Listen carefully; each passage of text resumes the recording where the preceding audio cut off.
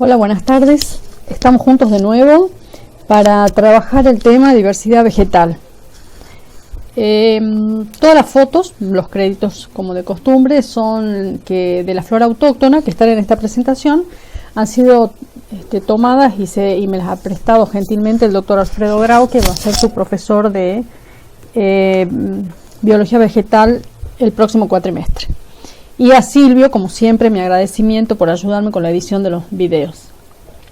Antes de entrar directamente en el tema, les quiero comentar que, no sé, supongo que ustedes ya habrán visto en biología celular la organización de la diversidad de la vida en tres grandes grupos que son los dominios: arquea, eucaria y bacteria.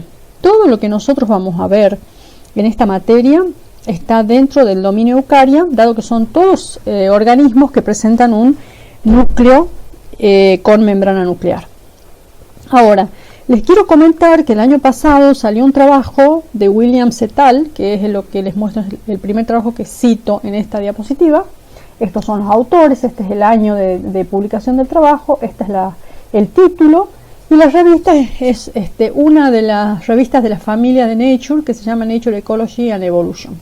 Y lo que plantean estos autores es que en realidad el análisis filogenómicos indican que no serían tres dominios, sino dos: bacteria y arquea, porque eucaria está anidado, o sea, está metido dentro del grupo de los arquea. Quizá el trabajo de Williams et al. Sea complicado para leer, pero aquellos de ustedes que tienen alguna conocimiento de la lectura o lectura del inglés, pueden intentar con el trabajo de Doolittle del 2020, que es como una explicación del trabajo de Williams et al. Bueno, ahora vamos al tema. El tema de hoy es biodiversidad vegetal, es decir, es el análisis de las relaciones filogenéticas de las plantas, los grupos que conforman el reino plantae, su origen y evolución. Relaciones filogenéticas, ya habían ustedes trabajado con Santiago.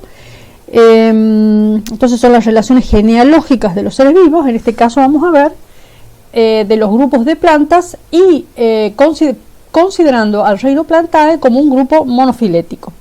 Ahora, ustedes habían visto que para analizar la conformación de cualquier grupo hay que partir de evidencia empírica o caracteres, y lo que vamos a ver es cuál es la evidencia con la que contamos para analizar esa conformación del reino plantae y sus grupos hermanos. Esto es un árbol muy general en el cual se ve como el reino plantae, que está acá, también llamado embriofitas, las plantas o embriofitas, es el grupo hermano de las carophysias, que son unas algas, y ambos grupos constituyen el grupo hermano de las clorofisias y todo este nodo, todo este clado de las algas rojas. Ahora, ¿qué características tienen las algas verdes? ¿Qué características comparten las embriofitas, las carophysias y las clorofisias que llevan a considerarlos o a incluirlos dentro de un grupo monofilético? Varias, pero entre otras las paredes de celulosa, hay clorofila A y B, y el almidón como sustancia de reserva. Acá se ven algunas hermosas fotos de Chlamydomonas, que es una alga verde. Esta es una microscopía electrónica de barrido. Bueno, ahora, ¿qué sinapomorfías sustentan el nodo de plantas verdes más carophysias? Volvamos a donde estamos. Acá está, plantas verdes más carophysias. ¿Qué sinapomorfías sustentan este nodo o este clado?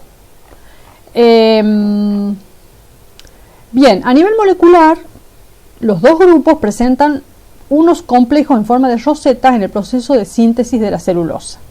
Tienen las mismas enzimas en los peroxisomas y tienen secuencias similares de ADN y ARN.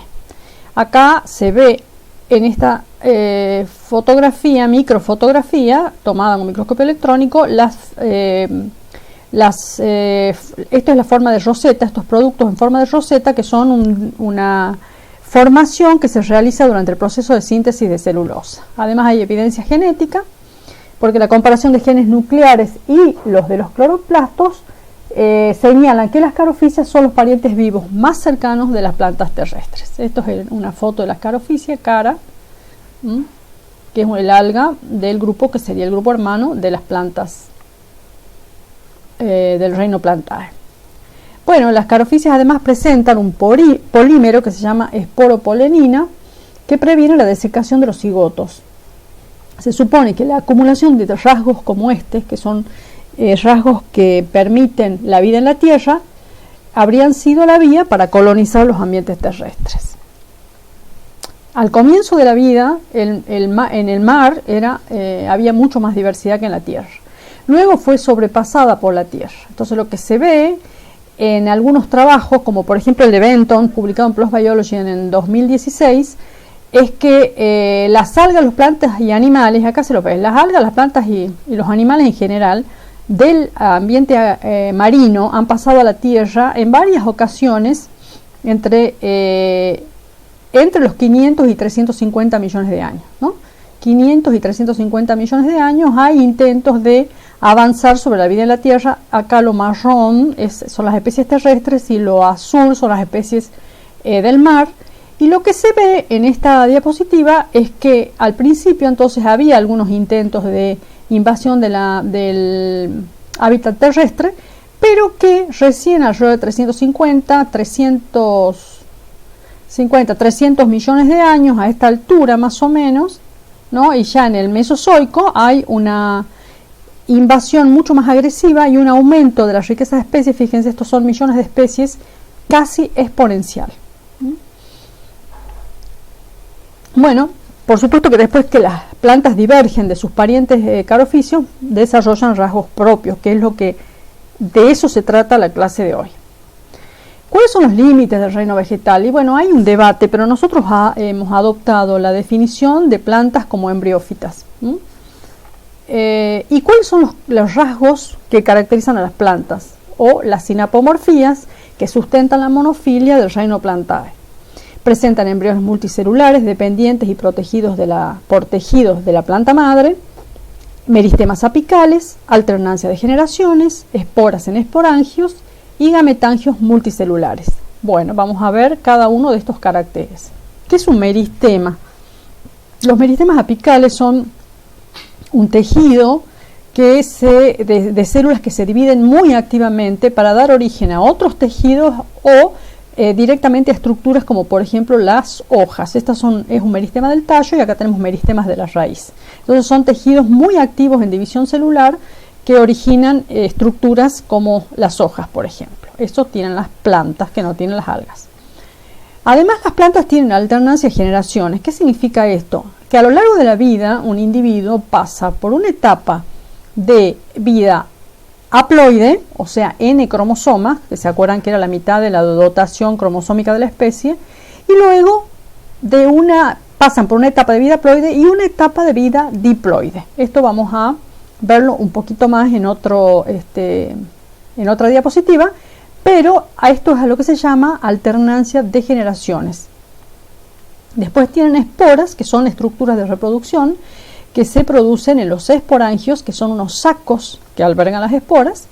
Lo que vemos acá es un esporofito y allá está el saco, que es el esporangio. Y luego hay en las plantas gametangios, es decir, sacos que albergan gametas, de los cuales tenemos arquegonios con óvulos, que son las gametas femeninas, y los anteridios con las gametas masculinas.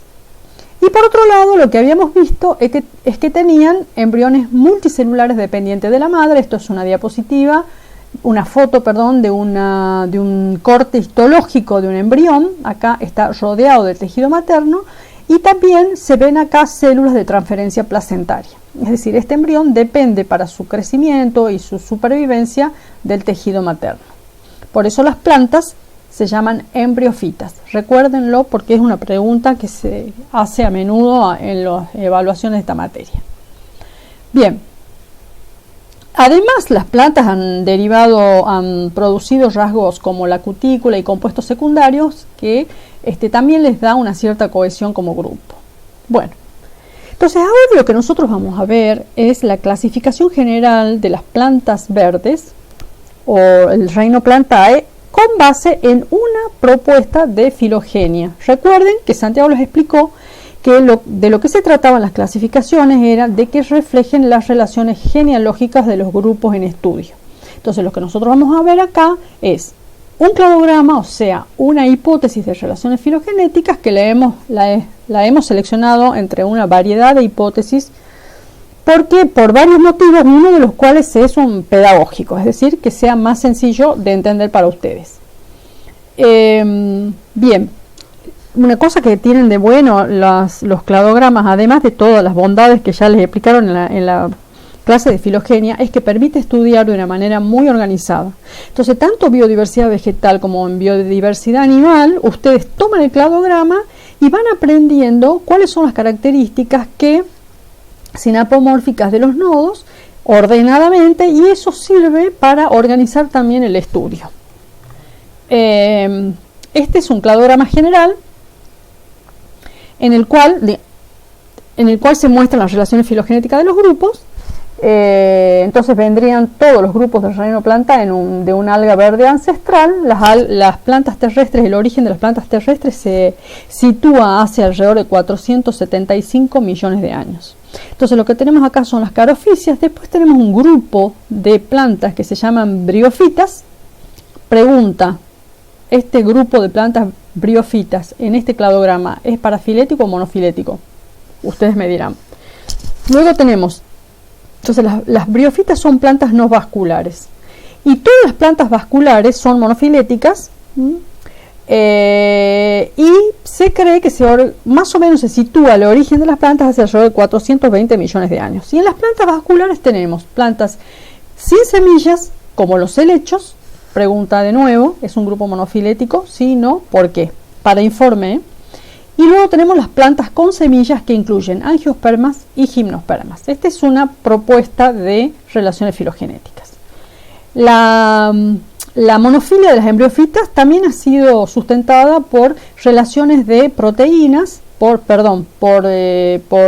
análisis basados en caracteres de proteínas, como el que les muestro acá. Acá, lo que ven acá son las embriofitas como un grupo monofilético. Bien.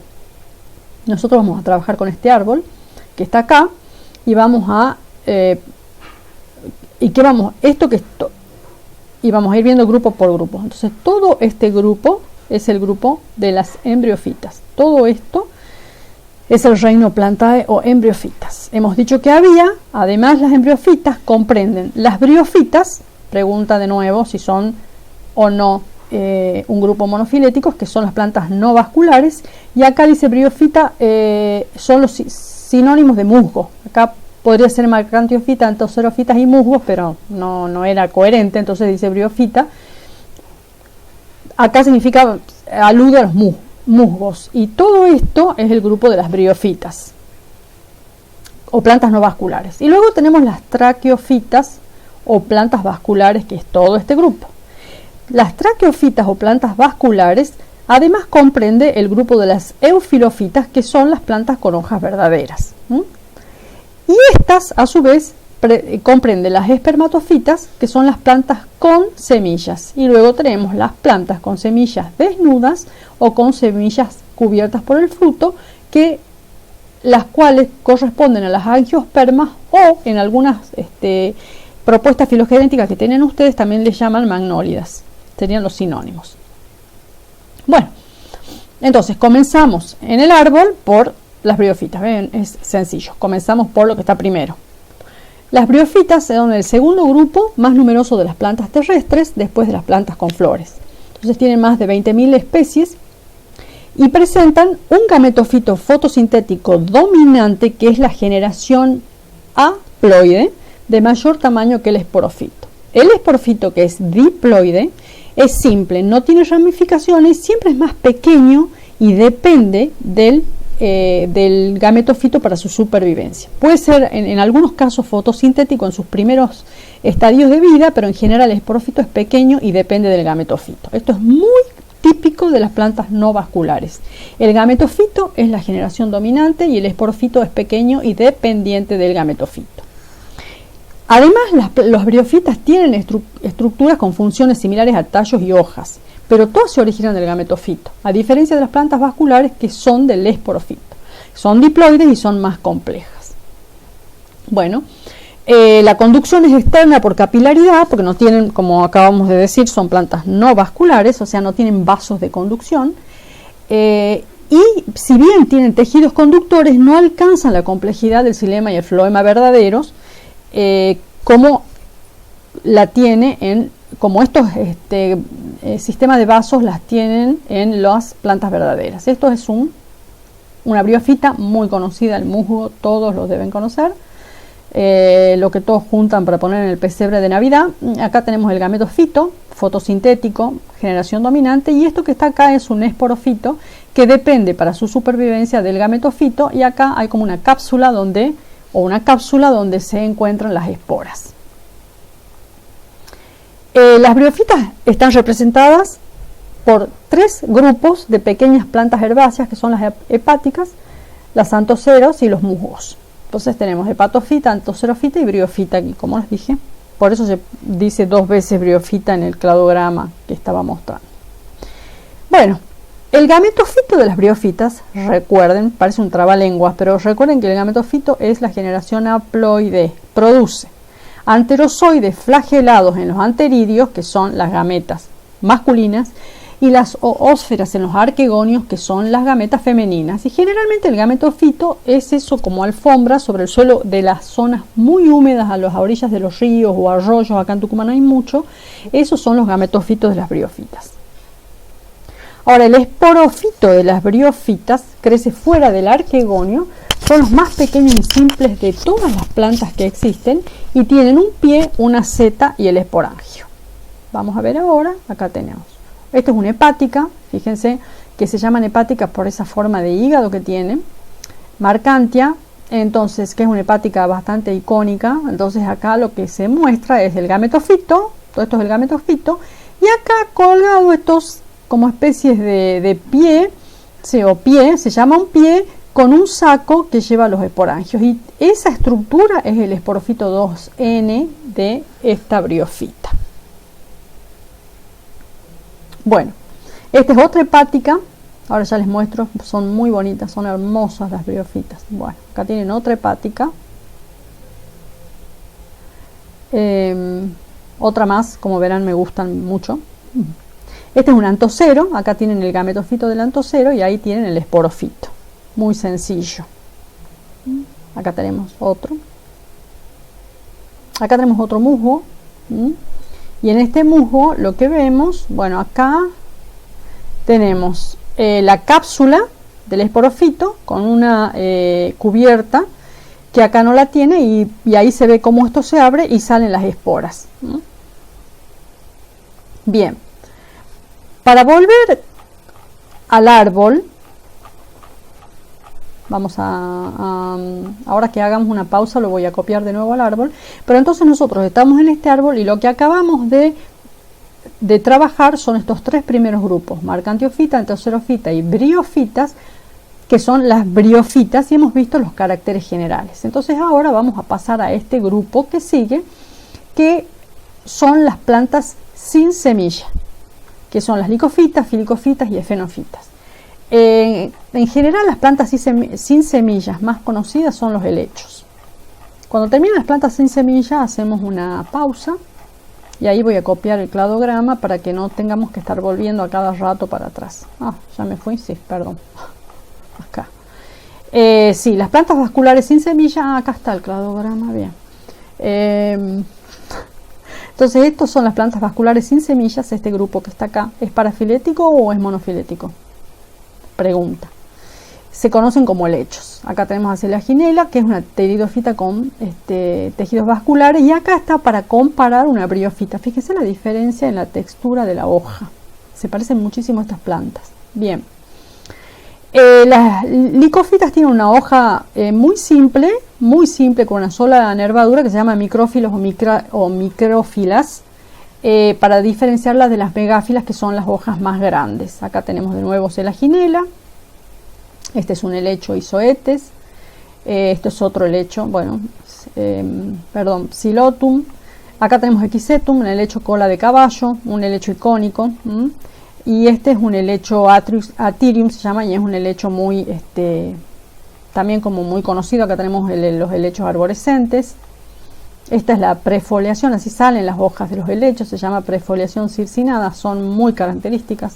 Si ustedes ven esto es en un campo, esto es una hoja naciendo de un helecho. Micrograma squamulosa en todos los árboles de Tucumán, y acá lo que se ven son los soros, que son sacos de esporas, agrupaciones de sacos con esporas. Este es Adiantum, bellísimo el helecho, y ahí tienen de nuevo los soros. Acá tiene otra vez el helecho cola de caballo. Bien, entonces estas son las plantas vasculares sin semilla. Y a ver, voy a ver, lo estoy mareando yendo y viniendo con las diapositivas, me parece. Pero quiero ver si acá, acá está, sí, iba a volver. Bueno, entonces ya hemos visto las plantas vasculares sin semillas. Ahora, las que tienen semillas, también se conocen como espermatofitas, se separan en dos grupos grandes. Las gimnospermas, que son las plantas con semillas desnudas, y las angiospermas, que son plantas con semillas encerradas en un fruto. Las gimnospermas, como por ejemplo las coníferas, aparecen en el Carbonífero, cuando el paisaje estaba dominado por las licofitas primitivas, ya saben lo que son, hace unos 360 millones de años, fíjense. Entonces hemos visto acá las briofitas, después hemos pasado a ver este grupo de las plantas sin semilla, y ahora venimos acá para ver las plantas con semillas. Estas plantas con semillas se llaman espermatofitas, y entonces según esta hipótesis filogenética está compuesta por las gimnospermas, que son este grupo que está acá, y las angiospermas, o plantas con semillas protegidas por un fruto. No vuelvo a preguntar, gimnospermas en este cladograma es un grupo monofilético. Si no, ¿por qué? Bueno, esto que vemos acá es un grupo de, el bosque de gimnospermas autóctonas, que es Podocarpus parlatorei, que es el taficillo, ¿no?, en la Sierra de San Javier. Estos son araucarias. Acá tenemos Araucaria angustifolia, Araucaria willi, que son coníferas. Acá tenemos otros ejemplos de coníferas. Y con eso vemos, con las coníferas, tenemos el primer grupo, las coníferofitas, de las gimnospermas. Luego tenemos gingofitas, cicadofitas y netofitas. Vamos a ir viendo rápidamente ejemplos de cada una, y eso es todo lo que vamos a ver en esta clasificación general de las plantas. Ustedes el cuatrimestre que viene tienen una materia íntegra para ver esto con todo detalle, lo mismo que la de biodiversidad animal. Este es Ginkgo biloba, acá lo tienen, es un árbol que es también un árbol así como emblemático, porque se considera que tiene propiedades casi mágicas, diría yo, curativas. Este es el fruto, que tiene un olor muy horrible y de los cuales los en Oriente se alimentan de él. Bueno, esta es una sica que parece una palmera, pero en realidad no lo es, fíjense. Y esto hay en el Lillo, en la facultad, está esta planta, ¿no? Esta es una cicadácea, que es una gimnosperma. Este es Velvitskia, que es una gimnosperma de netal, perteneciente al grupo de las netales, que es endémica del desierto de Namibia. Y en estas plantas se han hecho dataciones, y algunas de ellas pueden llegar a vivir aparentemente hasta 2000 años. Bien, entonces vamos a volver al cladograma. Acá hemos visto entonces las briofitas, hemos visto los helechos que están acá, o las plantas sin semilla. Hemos visto entonces, hemos pasado, luego está un poquito corrida la raíz del cladograma, y después hemos pasado entonces a las plantas con semilla o espermatofitas, y hemos, ¿dónde estoy? No, las espermatofitas acá, no son estas, las espermatofitas acá, y hemos repasado las coniferofitas, gingofitas. Recuerden, hemos visto las araucarias, hemos visto el pino del cerro, que es el Podocarpus, y algún otro pino, cedro por ahí. Bueno, después hemos visto de las gingofitas, está el Ginkgo biloba, cicadofita, la cica revoluta, y de las netales o netofitas está la Velvitskia mirabilis del Namibia. Y luego están las angiospermas, que son aquellas plantas con la semilla protegida por un fruto. Y de ellas vamos a ver, comprenden dos grupos, mono y dicotiledóneas, y yo quisiera que ustedes solos vean las diferencias entre ambas porque realmente son bastante sencillas y no me parece necesario. Dentro de monocotiledóneas tenemos plantas como las palmeras, por ejemplo, y la mayor parte de las plantas que uno ve en la calle son eudicotiledóneas. Acá están las diferencias, y por favor ustedes mírenlas solos porque me parece que no vale la pena explicar esto porque es muy sencillo. Y luego tienen ejemplos de plantas, fíjense ustedes qué son y fíjense si son mono o dicotiledóneas ustedes, y eso también pónganlo en el informe. ¿Cuántos son? A ver, tengo 1, 2, 3, 4 plantas, entonces van a hacer un informe con para agregarlo al práctico, en el cual van a poner del árbol que nosotros hemos utilizado para este teórico, y lo vamos a buscar de nuevo, cuáles son los grupos cuáles son los grupos parafiléticos de este árbol y por qué. Eso va a tener el informe. Y cuáles son los nombres o a qué grupos, si son mono o dicotiledóneas, las plantas que aparecen en las fotos que les he mostrado. Eso sería el informe que yo quiero de esto. Bueno, entonces, para resumir, ¿de qué se trata la unidad biodiversidad vegetal? De las relaciones filogenéticas del reino Plantae, o sea, de las plantas. Y esto significa ir recorriendo el cladograma que hemos seleccionado para esta materia, ir recorriéndolo e ir viendo cuáles son las sinapomorfías y las características muy generales de los grupos que se reconocen allí. En la clase que viene vamos a tener esta misma idea, pero nada más que en relación a los animales, o sea, biodiversidad animal. Bueno, muchas gracias, y ya saben cómo tenemos el sistema de preguntas.